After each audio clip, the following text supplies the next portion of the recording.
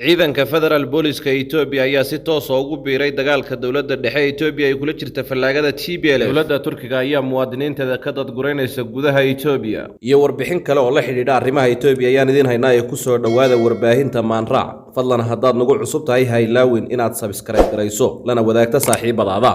Sida lagu baahiyay warbaahinta dowladda Federaalka Itoobiya, ciidanka Federal Police-ka oo ka howlgala caasimadaha ayaa si toos ah ugu biiri doona dagaalka ka dhanka xoogagga TPLF iyo Jamhadda Xoreynta Oromiya.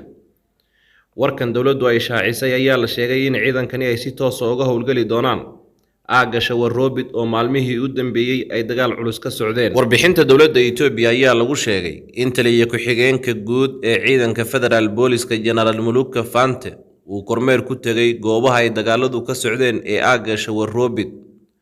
Waxaana hadalka dowladda lagu yiri sida ay saraakiishu sheegeen, ciidamadan ayaa awood u leh inay la dagaalamaan iskana caabiyaan xoogagga TPLF iyo Jamhadda Xoreynta Oromiya oo duulaan ku ah caasimadda dalka Addis Ababa. Waa sida warbixinta lagu dhigay. Dowladda Itoobiya ayaa dagaal xoogan kula jirto jamhadaha isbahaystay ayna hormuud ka yihiin Jamhadda Xoreynta Tigreega iyo Jamhadda Xoreynta Oromiya oo maalmihii u dambeeyay ku soo siqayay dhinaca magaalada Addis Ababa ee caasimadda dalka Itoobiya.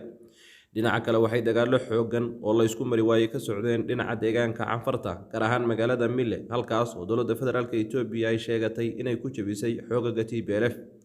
Dhinaca kale, xoogagga TPLF iyo Jamhadda Xoreynta Oromiya ayaa sheegay in ay horumar ka sameeyeen dhinaca deegaanka Shawarroobid iyo agagaarka magaalada Debre Sinai, haddana ay u jihaysteen magaalada Debre Birhaan oo magaalada Addis Ababa u jirto 130 kiiloomitir.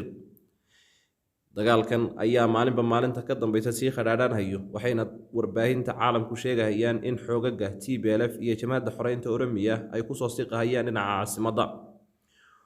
Wadamada Mareykanka iyo reer Yurub ayaa muwaadiniintooda kala baxay guud ahaan dalka Itoobiya. Dhinaca kale, warbixin degdeg oo ka soo baxday dalka Turkiga ayaa lagu sheegay in muwaadiniinta dalkaasi ay sida ugu dhaqsiyaha badan ku soo galaan magaalada Addis Ababa ee caasimadda dalka Itoobiya si looga daadgureeyo halkaasi. Dowladda Turkiga ayaa ku biiraysa wadamo fara badan oo muwaadiniintooda ka daadgureeyay gudaha dalka Itoobiya maadaama ay colaadda dalkaasi ka taagan maalinba maalinta ka dambaysa ku sii fidayso gudaha dalkaasi. Xoogagga TPLF iyo Jamhadda Xoreynta Oromiya ayaa ku soo siqahayo magaalada Addis Ababa ee caasimadda dalka Itoobiya, taas ayaana keentay walaaca dalalka reer galbeedku ay ka qabaan xaaladda sii murugaysa ee dalka Itoobiya, waana sababta keenaysa in dalka Turkiga uu raaco wadamada Yurub iyo Mareykanka oo muwaadiniintooda horey ugala baxay dalka Itoobiya. Turkiga oo lagu xamanhayay xiriirka la dhexeeya Abiy Ahmed ayaa hadda u muuqda in uu si rasmi uga baxayo gudaha dalkaasi.